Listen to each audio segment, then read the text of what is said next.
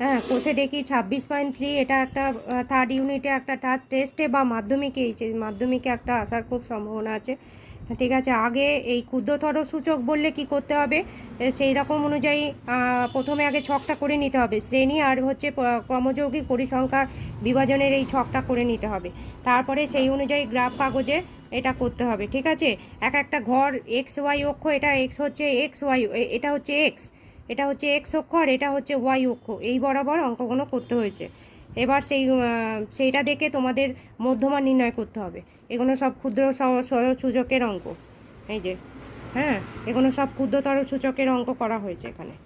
আর এখানে যেগুলো আছে এটাও তাই বৃহত্তর সূচকের অঙ্ক। বৃহত্তর সূচকের নিয়ম হচ্ছে কি, নিচ থেকে ওপরে যোগ করতে করতে যেতে হবে শ্রেণীতে। এই কর্মযৌগিক যে পরিসংখ্যা আছে, এটা একটা সূত্র, এগুলো কিন্তু মনে রাখলে এতে নাম্বার তোলা ভীষণই সোজা। ঠিক আছে, ভীষণই নাম্বার উঠতে পারে এগুলো যদি ঠিকমতো করা হয়। এটা হচ্ছে মধ্যমান নির্ণয়, মানে একটার মধ্যে বৃহত্তর সূচক, আমি এখানে তীরচিহ্ন দিয়ে বুঝিয়ে দিয়েছি কোনটা বৃহত্তর সূচকের অঙ্ক আর কোনটা ক্ষুদ্রতর সূচকের অঙ্ক, এই রকম দিয়ে বোঝানো আছে এগুলো।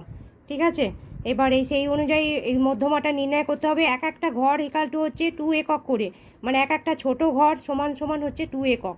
এবার সেই অনুযায়ী মধ্যমাটা ফর্মুলা দিয়ে সমস্ত কিছু নির্ণয় করতে হবে। ভীষণ ইম্পর্টেন্ট এই অঙ্কগুলো, আসার একটা খুব সম্ভাবনা আছে। এগুলো বাড়িতে ভালো করে প্র্যাকটিস করলে কিন্তু এখান থেকে একদম ফুল নাম্বার পাওয়া যেতে পারে। ঠিক আছে।